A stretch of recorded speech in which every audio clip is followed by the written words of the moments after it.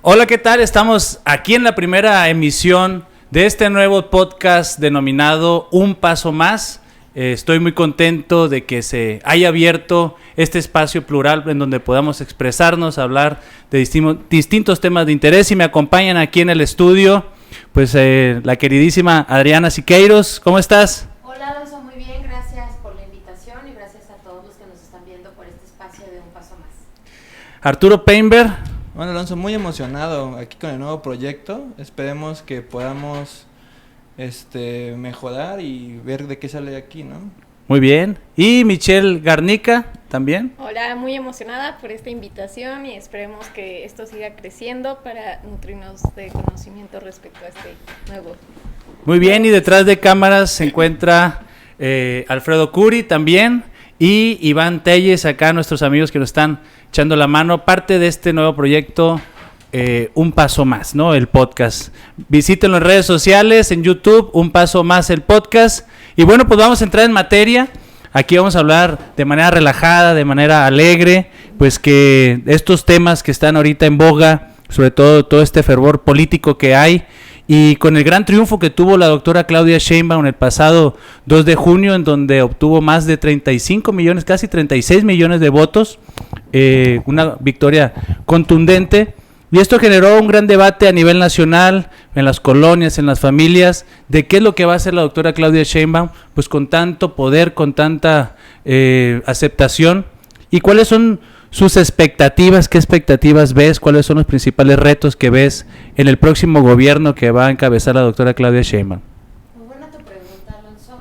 Creo que el primer reto que se enfrenta la doctora Claudia Sheinbaum es que llega muy respaldada, con demasiados votos, pero sobre todo con un poder en la Cámara Alta y en la Cámara de Diputados, que evidentemente eso te da mayor responsabilidad.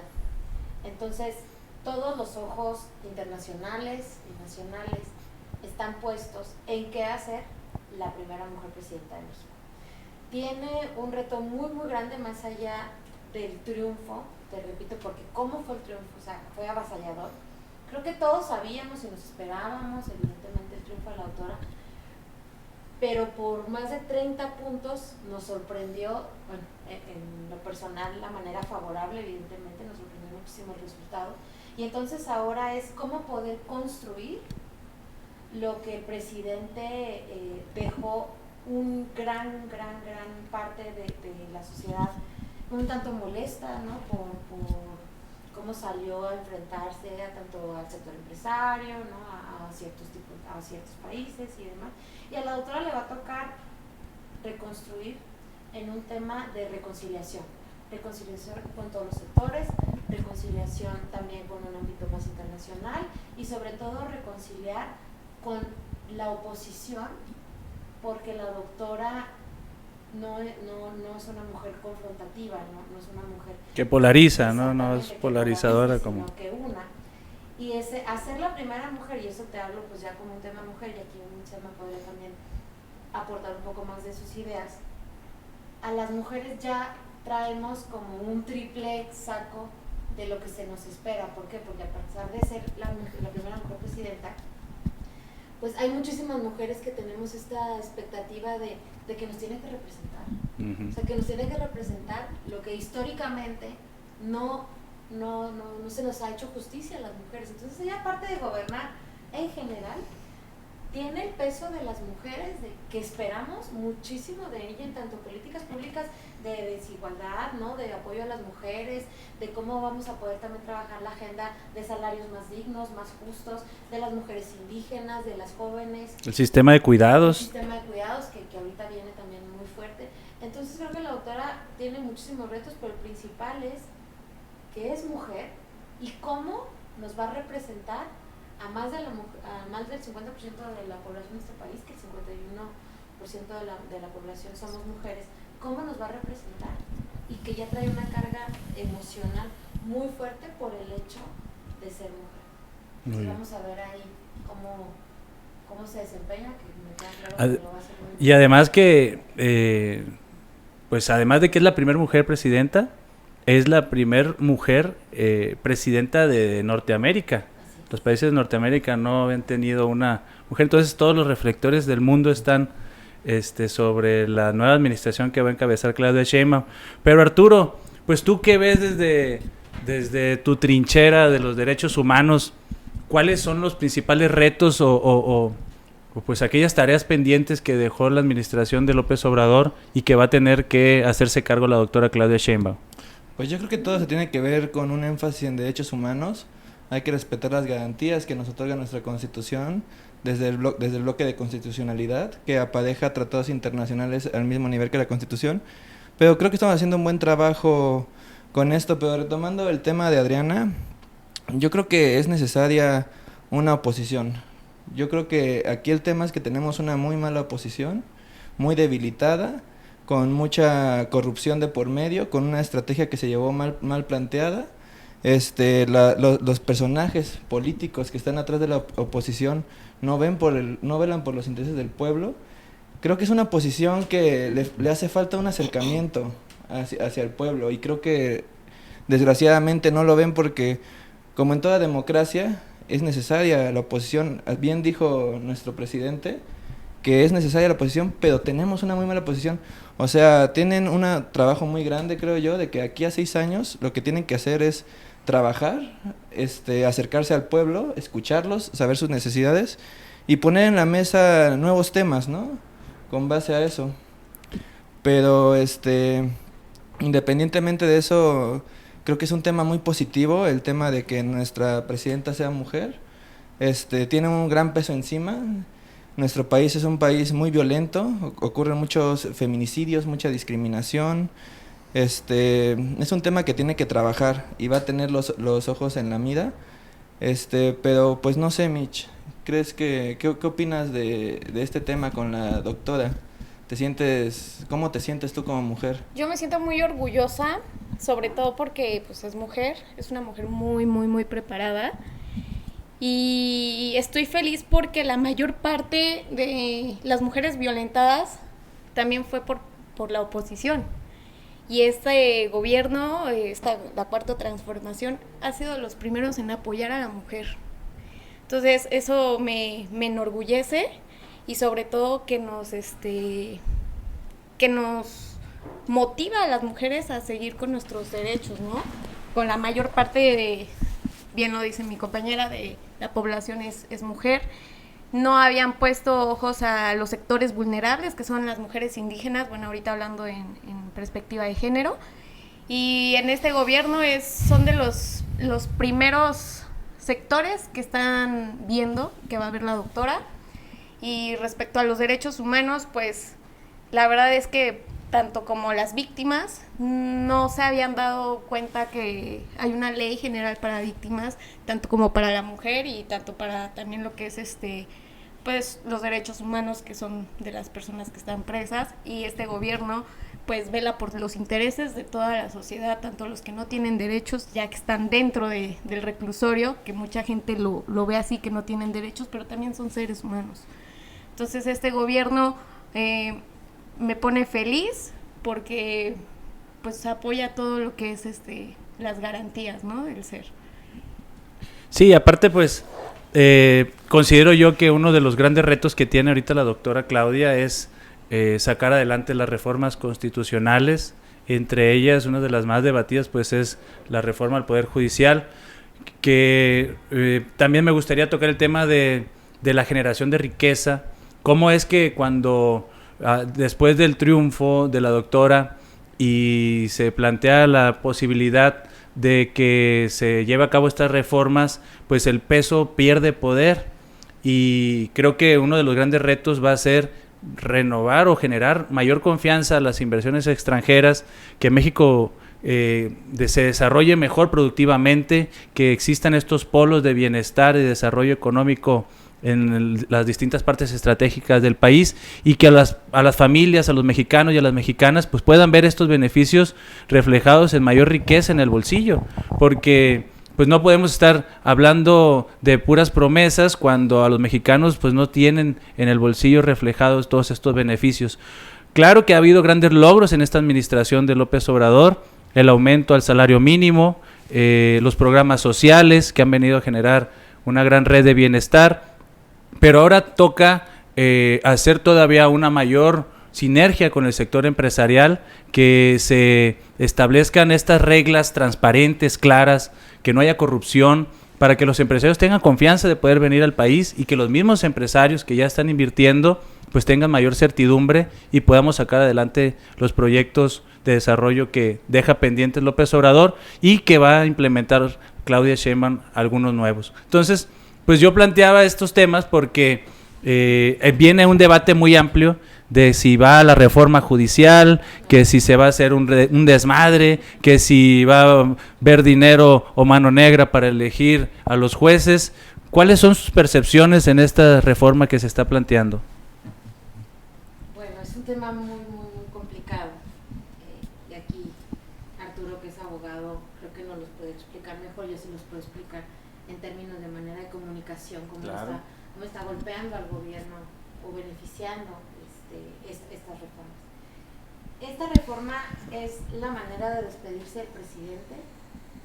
¿Por qué? Porque evidentemente hubo una reestructura social, sobre todo en Dios mío.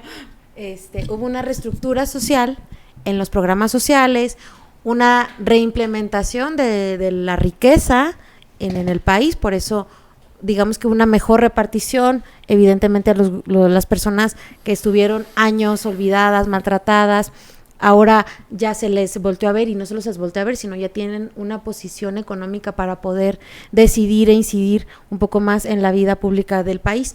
Pero ahora el tema de Poder Judicial es cómo también podemos implementar un sistema de justicia equitativa para todos. Hoy bien sabemos que la justicia es pues para el que tiene mayores recursos económicos, y si no tienes recursos económicos, pues entonces ahí te va tu carpeta años, luz, ¿no? Hasta abajo. Y tenemos, yo creo que, no sé en cifras, pero lo voy a investigar para el próximo programa, muchísimas personas que están en prisión porque no tienen derecho o porque no les han hecho su juicio. Y entonces ahí están, culpables o no, inocentes, y ahí te quiero ver cuánto se van a tardar ahí, porque no tienen derecho, no tienen esa flexibilidad de poder acceder a la justicia.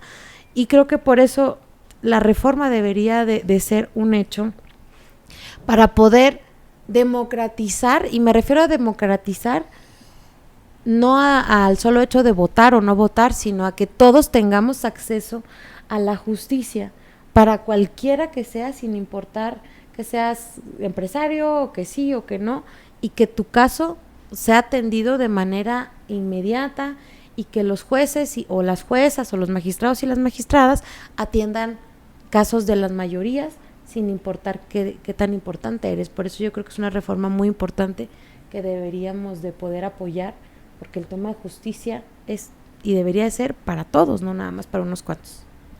Pues retomando el punto que dijiste acerca de los penales, yo creo que falta mucho trabajo que hacer a nivel de la fiscalía, porque recordemos que los ministerios públicos son personas que tienen un sueldo muy bajo, que revisan más de 100 asuntos, donde están ellos entrenados para desechar carpetas, como bien tú dices, para tenerlas hasta abajo, para encontrar pruebas suficientes para mandarlos al archivo.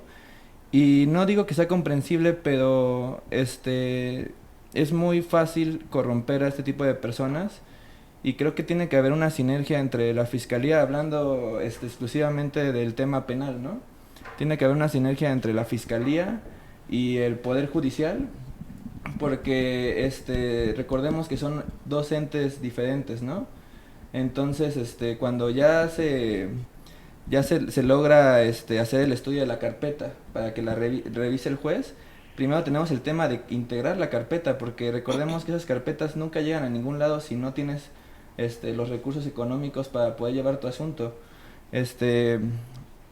Un abogado de oficio pasa lo mismo que con un ministerio público. Es una persona que lleva demasiados asuntos, que no puede llevar las cosas en orden, entonces no se integran las carpetas, y al momento de estar con el juez muchas veces ni siquiera saben bien de qué va el asunto, porque tienen mucho trabajo en la cabeza. Entonces también hay que plantear la situación del Poder Judicial, ¿no? Por ejemplo, Yo creo que la reducción de 15 años a 12 años me parece justa. Tal vez yo la reduciría un poco más, pero recordemos que en el nivel de los ministros son gente que revisa demasiados asuntos, pero también en parte creo que ha habido un poco de pereza de su lado, de que delegan obligaciones al secretario de acuerdos o a la persona que designen para que vea el asunto, y este plan de reducir de 11 a 9, yo veo el enfoque que es para que tengan presión los ministros y puedan estar todo el día trabajando, por así decirlo. Entonces, en ese sentido yo lo veo bien. La disminución del sueldo, recordemos que aquí se mueven muchos poderes empresariales, desgraciadamente, de corrupción. Entonces, yo no veo, creo que el alma de esto es tener un sueldo suficientemente grande para ser incorruptibles. Pero en nuestro país, desgraciadamente, hay muchas personas que le pueden llegar, así como llegan a este precio, pueden llegar al precio anterior. Entonces no se me hace tan descabellado bajarles el sueldo, porque los vuelve unas personas demasiado privilegiadas que están a favor de los que tienen intereses privados, ¿no? Pero pues no sé, Mitch, tú también eres abogada, ¿qué opinas de esta reforma judicial? Pues no lo veo mal, lo que sí es importante, yo lo veo en el aspecto de los ministerios públicos, sí, concuerdo contigo que tienen muchísima carga de trabajo y realmente para poder llegar, que ya se judicialice una carpeta, pues obviamente tiene que estar bien integrada, ¿no? Y eso también tiene que ver desde los peritos, ¿no? Vamos a hablar de las víctimas, los estudios, más bien los peritajes de psicología. En algunos municipios no hay los peritos suficientes, entonces no puedes integrar una carpeta y estás vulneralizando los derechos de una víctima y también vulneralizas a la presunción de la inocencia de este imputado o probable culpable, ¿no? Entonces, desde ahí iniciamos, no hay el suficiente personal capacitado para que realmente den estos dictámenes y que también no están algunos bien pagados, ¿no? Entonces, la mayor parte de los sectores son sectores vulnerables, tanto como las víctimas como los imputados. Entonces, también cabe esta ignorancia de que no les explican bien sobre lo que es su asunto, ¿no? Respecto a los jueces, pues es importante que vean las nuevas caras, ¿no? Porque hay muchos jueces jóvenes que están preparados, pero no les dan la oportunidad para desenvolverse. Y ahí, por ejemplo, ya ves que se plantea que sean electos, ¿no? ¿Cómo ves esta propuesta de que sean electos por la gente? Yo creo, sí está bien, pero tenemos que ver que sean dentro, que ya tengan una carrera judicial. No es así que diga, ay, mi compadre Pedrito, ¿no? Ahí ese quiero el carpintero que nunca se ha dedicado a... Exacto, ¿no? Bueno, recordando que tienen que tener de requisito mínimo la licenciatura en Derecho, pero sí creo que es importante una carrera judicial, porque si no cualquier abogado puede llegar a esos puestos. Claro, y que sí estén preparados, más en esta cuestión que son los de control y los de tribunal de enjuiciamiento, que sí estén preparados, que tengan especialidad, que tengan maestría y que sí tengan una carrera judicial, ¿no? Que justo conozcan. eso te iba a decir, que es muy importante respetar la carrera judicial. Claro. No, porque no es como que llegue mi amigo de tal y entonces ahí tengo un contacto, entonces lo hago candidato y luego ya después llegó y cuando llegó no sabe ni dónde estaba. O sea, ¿cómo poder elegirlos a través del pueblo? Por supuesto, pero que las personas que sean precandidatas o precandidatas, no sé cómo se les vaya a llamar, no sé si cambia la ley. Está incierto todavía, Sí, ¿no? está muy incierto. Pero que ya, digamos, la elección de los candidatos y de las candidatas ya tengan una carrera judicial alta, pero sobre todo demostrada, y que ya puedas escoger entre los mejores. Claro. Yo ahí sí estoy de acuerdo. Que haya competencia, ¿no? Claro, que haya competencia, decir, a ver, todos estos, ya trae tantos años, el otro maestrías, diplomados, tal, ya se le reconoció. Ah, bueno, entonces si tengo entre 3 muy buenos, ya sabremos elegir los ciudadanos y las ciudadanas entre los mejores. Lo que sí no consideraría correcto es que ni siquiera licenciados en Derecho o ni siquiera que tengan una carrera judicial Y entonces, porque al final, pues, procurar la justicia no es cosa Ahora, fácil. yo también veo en el aspecto de que pues también no sea por compadrazgos, ¿no? O sea, que digan, bueno, que pasen todos estos rubros, que es el examen para jueces, que pasen el rubro que es la capacitación, el curso y todo lo que ya está interino ahorita en el Poder Judicial. Eso también lo veo bien, que lo sigan continuando, pero que también vean esta carrera, ¿no? Que no sean violentadores, tanto como mujer como hombres, que no sean, agresores, que cumplan como sociedad un buen camino, no sé cómo expresarlo, a lo mejor me estoy expresando mal. Como ciudadanos Un buen correctamente políticos o que Sí. no traigan como algo. Claro, entonces, y que estén preparados, sobre todo. En los ministerios públicos igual, o sea, yo veo la misma forma, sí me gustaría, yo lo veo de la perspectiva que les suban el sueldo, ganan muy poco y llevan asuntos que son de alto impacto, secuestro, extorsión, violación. Imagínense la sangre que deben de tener y el tiempo para ver detalle a detalle. Que los psicólogos, que los peritos entreguen sus dictámenes en tiempo y forma, porque a veces no se puede llevar un juicio con continuidad, porque no se entregan, porque faltan los ministerios públicos, porque no se dan abasto, porque un ministerio público no se puede presentar a la audiencia tal, porque está en otra audiencia. Entonces, ahí donde está esta continuidad. ¿Dónde están tus derechos? O sea, para que se lleven pronto tus juicios. Claro, y aparte... retomando el tema de los dictámenes, hay que recordar que hablando desde la perspectiva de género, varios delitos se hacen desde lo oculto. O sea, me refiero a desde lo oculto de que no hay testigos, no hay ninguna otra evidencia más que podía ser un dictamen médico o psicológico, pero el médico, si pasa mucho tiempo, el cuerpo sana y no se puede demostrar.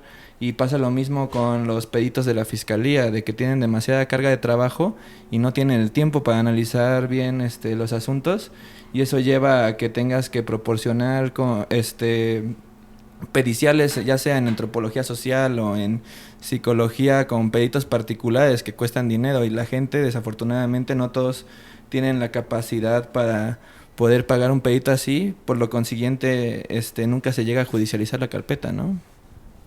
O un carpetazo, simplemente es como se vulneralizan los derechos de la Al víctima archivo. y Sí. pues, el imputado o el que tiene la presunción de la inocencia, pues se pone los tenis y adiós.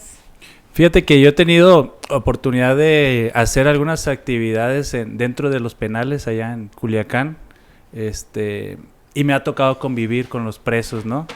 Y me doy cuenta de cuánta marginación hay dentro de los penales, cuántas personas que tienen un desconocimiento total de los procesos judiciales o de su defensoría, o no sé los términos, pero hay mucha gente que ya cumplió su condena y, como justamente lo estamos comentando aquí, no tienen los recursos para darle seguimiento, para contratar un abogado, o ni siquiera tienen el conocimiento, ¿no? Entonces, lo que hacen es, el que tiene dinero, bueno, pues la carpeta va arriba, y el que no, pues abajo. Y hay gente que lleva 2 años, 3 años, que ya cumplieron su condena, pero por esta corrupción que hay en el sistema judicial, o en la manera en que se imparte justicia en nuestro país, es que mucha gente sigue en las cárceles, sigue todavía discriminada, y yo creo que urge una reforma al Poder Judicial, porque está comprobado que el Poder Judicial obedece a los intereses de la derecha.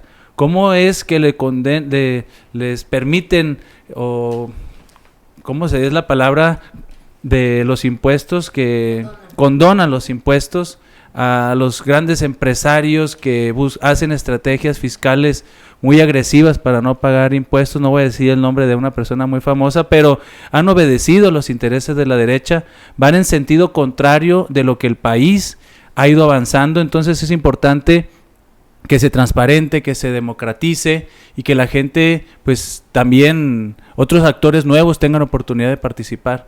Y bueno, pues... Viciados. ¿Cómo? Que no estén viciados. Que no estén viciados, ¿no? Pero pues pues es un tema que aquí me gustaría cerrarlo para poder abrir un podcast especial de este gran debate, invitar a más gente, porque tengo entendido que va a haber más diálogo de esto. Entonces yo quiero pasar a otro tema ya para finalizar, un poquito más alegre. ¿Cuáles son los aspectos que ustedes vieron de la campaña? Tú, Adriana, que estuviste dándole seguimiento en muchas partes del país, bueno, yo en Sinaloa, en la última etapa acá en la Ciudad de México, que hemos estado en el tema de jóvenes, de activismo, pues ¿cuáles son los aspectos rescatables o que más te motivaron o que te emocionaron de esta campaña de la doctora Claudia Sheinbaum? Uy, no, pues está para libro. ¿No? Hubo muchos. Creo que fue una campaña, primero, muy larga. Normalmente las campañas no suelen durar tanto. A ver, en lo legal, pues obviamente duró lo que tenía que durar. Pero fue una campaña que se adelantó muchísimo. Y entonces teníamos 2 años ya entre que las corcholatas, ¿se acuerdan? Y entonces ahí vamos todos, no, pues que las corcholatas, y luego que ya llegó, y ahora que ya ganó no sé qué, y ahora vamos para la interna, y luego después la pre, y luego la ultra pre, y total que tardamos mucho para arrancar. Y yo creo que a todos nos pasó, los que estuvimos en campaña, que cuando se arrancaban las campañas ya estábamos desgastados.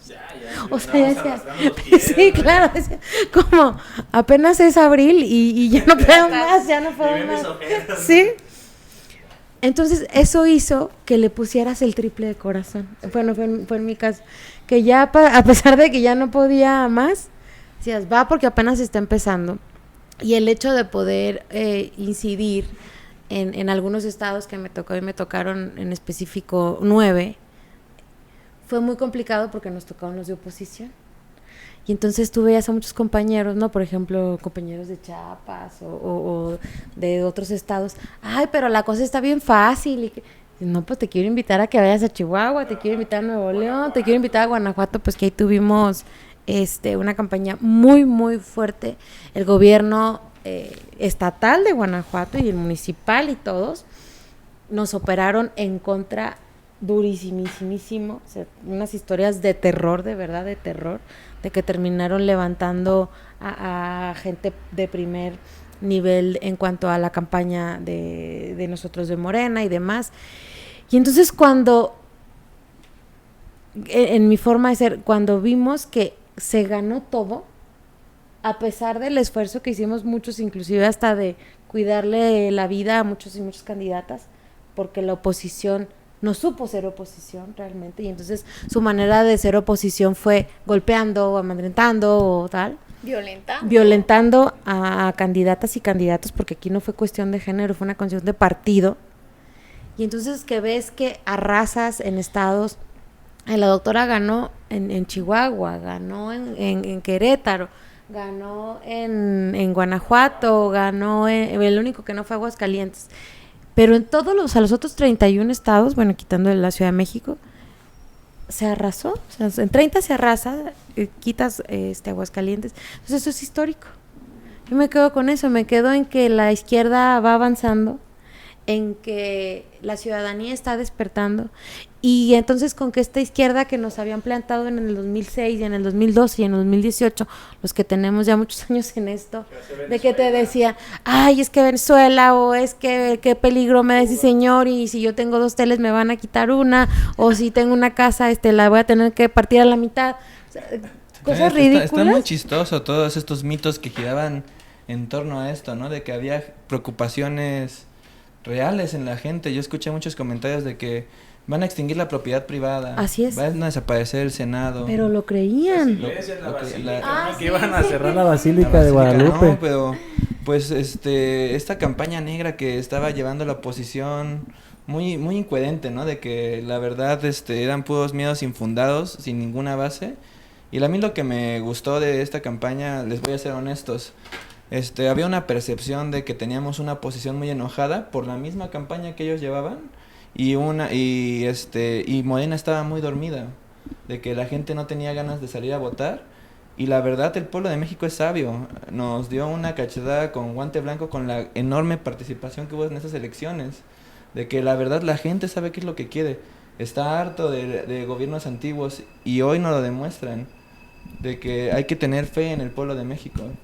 Sí, porque también depende del círculo donde te muevas. Si estás ahí en el pádel, pues seguramente todo el mundo va a iba a votar votar por por Xóchitl. Xóchitl Gálvez, ¿no? Pero En si su te vas a las país. comunidades, a las colonias populares, la gente que está recibiendo por primera vez un programa social que ha transformado la vida, pues dice, pues yo quiero que continúe este proyecto de nación, ¿no? Pero depende también mucho los ¿Por qué círculos, perder la ¿no? posición en Iztapalapa, por ejemplo, en lugares lejanos?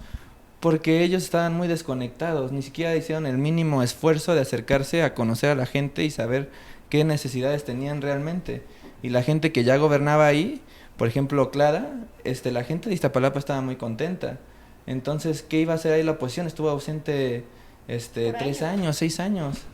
De que tenían una lucha perdida, de que toda su lucha fue desde sus trincheras, haciendo campañas negras en medios de comunicación, y se ve reflejado con todas las encuestadoras, ¿no? De que tenían unos datos incorrectos, había una manipulación tremenda hacia el pueblo de México, y al final todo eso se vio a la luz y están desesperada la oposición ahorita, quedó muy mal parada después de esas elecciones. Creo que es bien importante hablar de la oposición. ¿Por qué? Para beneficio de los que creemos en la cuarta transformación, pero para mal de ellos, creo que la oposición de México no entiende a México, no conoce al país. Piensan que desde un escritorio o desde un restaurante o aquí en una comidita en Polanco o en San Pedro, en Nuevo León, de ahí se van a arreglar los problemas de este país. Y entonces cuando dicen, pero es que ¿por qué nos fue tan mal? Es que te va mal porque no has entendido la realidad. O sea, México no es el México de opulencia que vivimos tantos años con el priismo o con el PAN. Ya México es otro México. Y entonces, ¿qué hizo? Que fue aparente, Claro. aparentemente, porque eso es lo que mostraban, porque la realidad era otra. Pero antes, los pocos gobernaban a los muchos. Y eso era un discurso, ¿te acuerdas del 2006 del presidente, no? ¿Cómo hacemos para que se gobierne de abajo hacia arriba y no de arriba hacia abajo? Una pequeña cúpula, ¿no? Un pequeño grupo. Esta pequeña cúpula que viven en otra realidad, que no es necesario irte a la Sierra de Sonora, ¿no? O a cualquier otro, o sea, que te vas, caminas 2 cuadras de la delegación esquina, Miguel Hidalgo sí. y la encuentras. Y entonces la oposición, al no entender al país, lo que las mayorías están pasando, pues tenemos estos resultados. ¿Y qué pasa? Tenemos un gobierno que no solo los conoce, los ve, los apoya, los apapacha, entiende la realidad del México, pues ¿qué vas a tener? Resultados buenos. ¿Por qué? Porque vivimos en una democracia. ¿Y en la democracia qué significa? Pues que gane el que tenga un voto.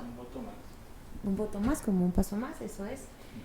Y ahora no es un voto, sino fue más millones y millones de votos que están a favor de lo que se está haciendo, pero que quieren una continuidad, pero también una continuidad de que económicamente les vaya mejor a todos.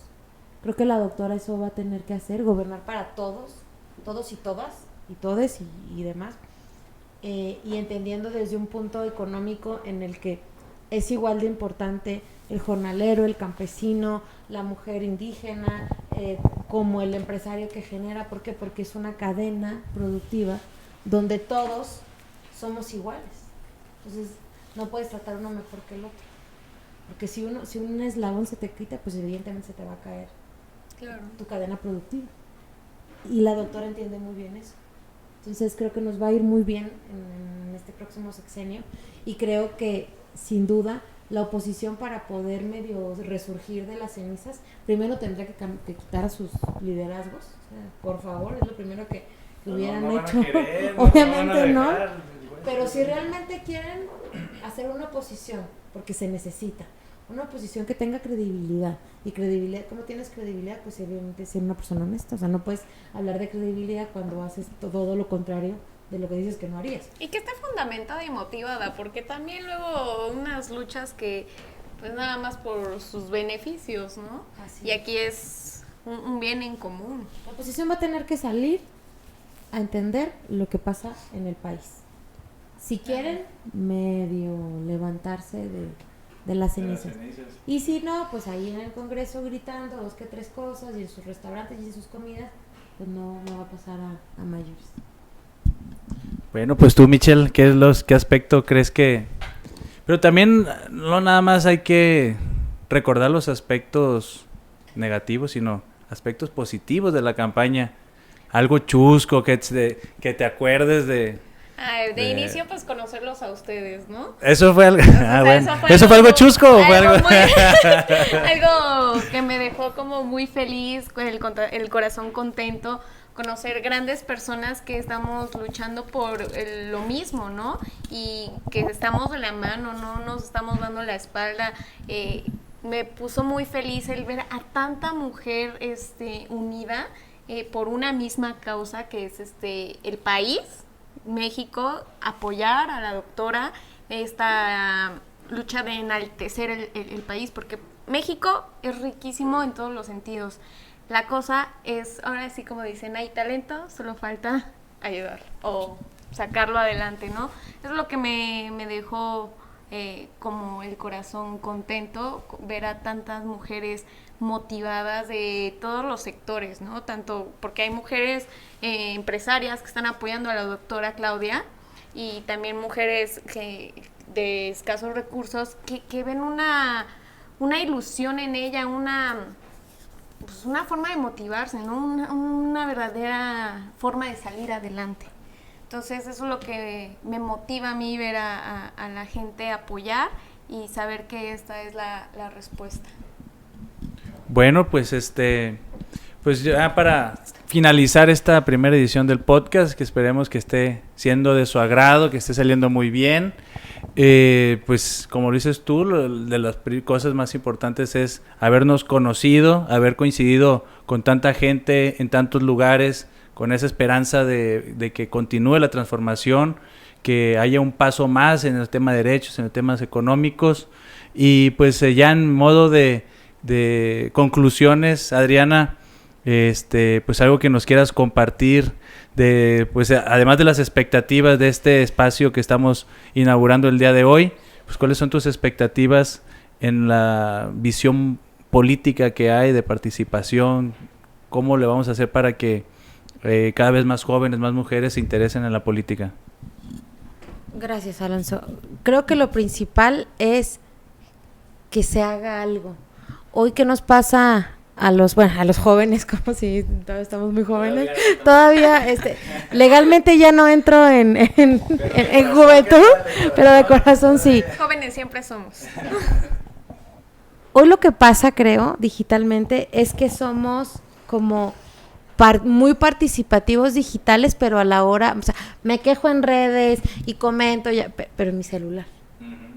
Que no digo que esté mal, pero creo que lo que le falta a la juventud es cómo le hago de pasar al celular a la acción, en lo que sea que te dediques. ¿Te interesa o no te interesa? A mí cuando me dicen, es que a mí la política no me gusta y que yo soy político, pero no soy político. A ver, todo es política. Desde tu comunidad, desde tus vecinos, desde en tu escuela, o sea, las decisiones que uno toma son políticas. Entonces, el que no te interesa la política es como decir, y perdón por mi francés, pues me vale mi país. Me vale madre. Me vale, sí, me importa un pepino mi país. No puede ser no político. Y ser político no significa que te postules para un cargo. Ser político es que te interese que a tu comunidad, que a tu familia, que te les vaya mejor. Y si tú puedes incidir en eso como joven, como adulto, como mujer, como mayor, como lo que quieras, pues yo los invito a que sigan este espacio, que vamos a tener un montón de temas, pero sobre todo que si les interesa participar, pues nos escriban y aquí todas las voces van a ser escuchadas, que sepan que va a ser un espacio plural de diversos temas, pero evidentemente cómo podemos de aquí generar voces que en un futuro pueden ser las voces que nos estén representando y que realmente hagamos algo y no nos quedemos solamente en redes sociales aportando, sino que también seamos parte de este movimiento, de este cambio, de esta transformación y dar un paso más siempre en todo lo que hagamos para que nos haga ciudadanos más responsables y que nos interese un poquito más los temas políticos de nuestro país. Ese sería mi mensaje. Muchas gracias. Creo que retomando lo que dices, a mí me parece muy buena idea. Le pido a la gente que ve este contenido que por favor en los comentarios nos comuniquen de qué temas quieren que hablemos, de qué temas quieren que abordemos para que ellos sean parte. Hay que recordar que nosotros como jóvenes en algún punto van a recaer las decisiones de este país y no somos ajenos a él, entonces tampoco como tú bien dices, la política no significa postularte para algún puesto o algo así, no, la política es involucrarte con la sociedad y nosotros somos seres sociales, no somos ajenos a socializar, entonces no podemos quedarnos dormidos y esperar que haya un cambio. Si estamos de acuerdo o estamos inconformes con lo que hay ahorita, hay que alzar la voz y opinar. Entonces a mí me parece muy importante, por favor, gente, comenten en los comentarios de qué quieren que hablemos y los vamos a escuchar. Me parece una muy buena idea, Alonso. Muy bien, pues nos llevamos ahí esa recomendación. Y pues, Michelle, ¿qué retos ves en cuestión política y democrática en los próximos años? Pues que todavía siento que en algún momento todavía somos un México machista. Eso sí, sí veo un reto que mucha gente, tanto como otra, le tiene fe a la doctora. También veo que todavía somos un México machista desde que vas manejando y te dicen, ay, tenías que ser vieja. Desde eso, eso es como el mayor reto, que todavía somos un poco machistas. Bastante. Hay que aplicar políticas públicas que vayan enfocadas con visión de género, ¿no? Yo creo que la llegada de la doctora es una gran oportunidad para terminar con ese machismo. Pero también algo que visibilicé yo, que me di cuenta que en la pasada campaña, pues algunos jóvenes optaban por estrategias de marketing más que por temas de propuestas políticas. Entonces también yo creo que no es un tema que hay que recriminar a los jóvenes, sino que quienes están como políticos o en partidos políticos tienen que reflexionar una nueva manera de hacer política, más atractiva, más incluyente, más participativa, porque le hablamos a los jóvenes cada 3 años, cada elección, y no los estamos buscando, los dejamos volando, nomás pasa la elección y ya, y creo que la democracia no se agota el día de la elección, sino que es un ejercicio que tiene que ser constante, que tenemos que seguir participando después de la elección en nuestra comunidad, en nuestra colonia, organizándonos con los vecinos, y ese va a ser el gran reto, que los partidos o el nuevo gobierno pues tengan que tener en cuenta que la juventud está cambiando, que las maneras de comunicarse hacia ella están cambiando, los intereses están cambiando, y no por eso tenemos que desprendernos de la política, como dices tú. La política se malpiensa que es estar de candidato o estar en los partidos políticos, pero no, como dicen, somos animales políticos. Lo único que nos diferencia de los demás animales es que tenemos esta capacidad política, que no es otra cosa más que la capacidad de decidir. Y en esa capacidad de decidir, que no la tiene un perro, que no la tiene otro animal, de reflexionar, nosotros tenemos que decidir cosas positivas para la comunidad. Entonces yo creo que hay que aprovechar esta oportunidad que tenemos de participar en política y poder llegar a los jóvenes, poder involucrar cada vez a más gente y ser un movimiento más incluyente. Yo creo que este espacio de Un Paso Más viene justamente a eso, a abrir los espacios, a que más jóvenes se involucren, jóvenes que a lo mejor están ahí en sus trincheras, que son deportistas, que son artistas, que están en otros temas que no tienen que ver totalmente con la política, pues que vean que todo es política y que aquí en esta plataforma de Un Paso Más van a tener las puertas abiertas para participar, para ser escuchados y para poder pues expresarse de estos temas que hay. Entonces yo les quiero agradecer muchísimo el habernos acompañado, Adriana, Arturo, Michelle, al equipo técnico, a Iván, Alfredo y a toda la gente que nos está viendo. Muchísimas gracias por sintonizar esta primera emisión del podcast Un Paso Más, el podcast. Búsquenos en YouTube y nuevamente muchísimas gracias. Un fuerte aplauso y muchísimas gracias.